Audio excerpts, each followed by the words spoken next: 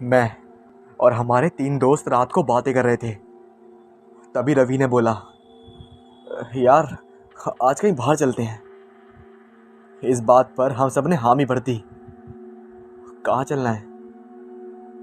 उसने कहा, night out नहीं, कहीं लखनऊ से बाहर चलते हैं। ये सुनते ही हम सब शौक में पड़ गए। अरे अचानक इसको बाहर जाने का क्या भूत सवार हो गया है? तभी ब्रिजेश ने पूछा, बाहर कहाँ चलोगे? देव बोला, एक काम करते हैं, प्रयाग चलते हैं। उस समय हम लोगों के पास पैसे आए हुए थे, तो सब तैयार हो गए चलने के लिए। हम लोगों ने बैग पैक किया और चल दिए। रात बहुत हो गई थी और हमारे फ्लैट के पास कोई ऑटो नहीं मिलता है। उसके लिए हम लोगों को कुछ दूर पैदल चलना पड़ता है। रात के करीब 1 बज रहे थे। चौराहे पर कोई ऑटो नहीं था, इसलिए हम लोगों ने स्टेशन तक पैदल ही जाने का सोच लिया। हम लोग पैदल चल रहे थे कि देव को सिगरेट की याद आई। उसने हर तरफ देखा, कहीं कोई दुकान खुली नहीं थी। इसके बाद हम लोग कुछ आगे बढ़े तो एक गुमटी दिखाई दी। हम लोग उसके पास पहुंचे और उस गुमटी में देखा तो एक बुजुर्ग महिला जो एक सफ़ेद साड़ी पहने बैठी थी। उससे देव ने जाकर बोला, अम्मा सिगरेट रखती हो क्या? अम्मा तो जैसे हम लोगों के इंतज़ार में बैठी थी, क्योंकि उस रास्ते पर कोई और दुकान दिख ही नहीं रही थी। अम्मा ने बड़े ही करुण स्वर में बोला, बेटावा, हमार तीरे सिगरेट हुई, तुमका कौनी चाहिए? देव को मार्लबोरो बहुत ही पसंद थी और वो उसके बिना 2 घंटे से ज़्यादा नहीं रह सकता था। कुछ भी हो, उसको सिगरेट हर दूसरे घंटे में चाहिए ही थी। लेकिन मार्लबोरो ज़्यादा इन छोटी मोटी दुकानों पर मिलती नहीं है, तो कभी कभी वो गोल्ड फ्लैग से काम चला लेता था और उसकी वजह से अपने पूरे ग्रुप में सबको सिगरेट की आदत पड़ गई थी। देव ने अम्मा से बड़े ही मजाकिया ढंग से बोला, अम्मा मार्लबोरो तो होगी नहीं, आप छोटी गोल्ड ही दे दो।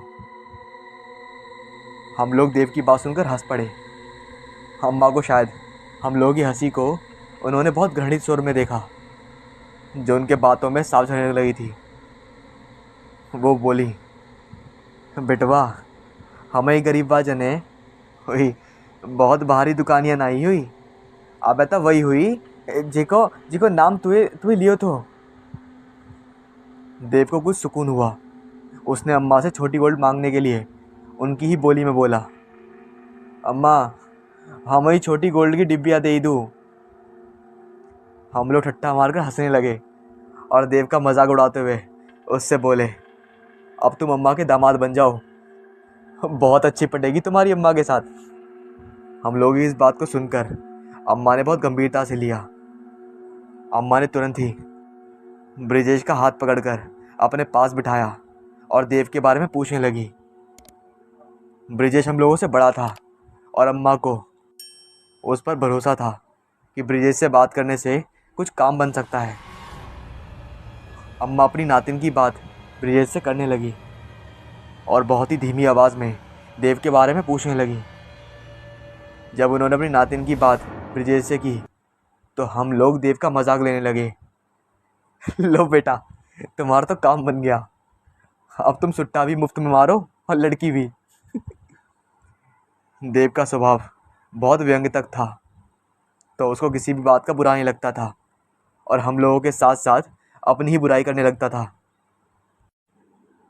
अम्मा ब्रिजेश को बहुत ही गंभीरता से समझा रही थी कि बेटा वाह, हमारा इकलौती नातिन है, बहुत ही खूबसूरत है, चौका बर्तन सबू ही आती होगा, कछु आइश हो कामू नहीं हुई जो जो बा ना कर पाई। ब्रिजेश मनी मन मुस्कुरा रहा था।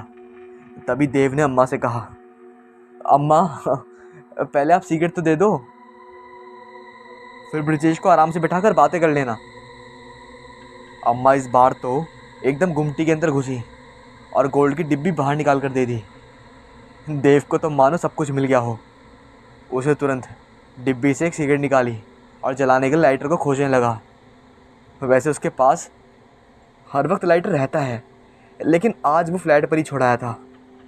उसने अम्मा से सिगरेट जलाने के लिए माचिस मांगी। अम्मा ने बोला, बेटवा दिया सलाई तो नहीं हुई हमारे तीर, आयशो करो। अम्मा ने गुमटी के पीछे इशारा करते हुए बोली, होने चले जाओ, होन तुमका हमारा मनी मिल जाई। वही के तीर दिला सलाई हुई। हम लोगों को थोड़ा आश्चर्य हुआ कि अम्मा सिगरेट रखती हैं लेकिन लेकिन माचिस नहीं रखती।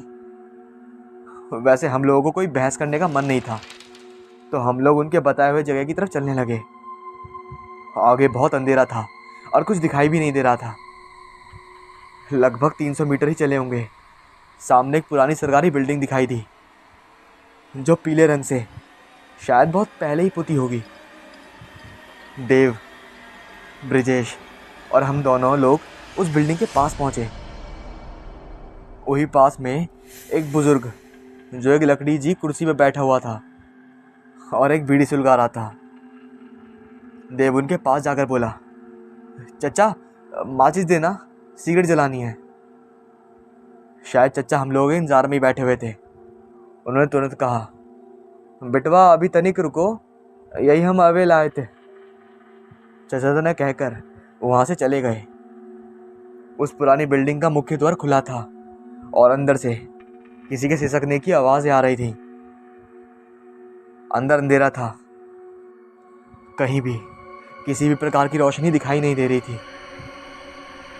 देव बहुत ही उतावला रहता था हर काम के लिए। उसने बोला, चलो अंदर चलकर देखते हैं कौन है।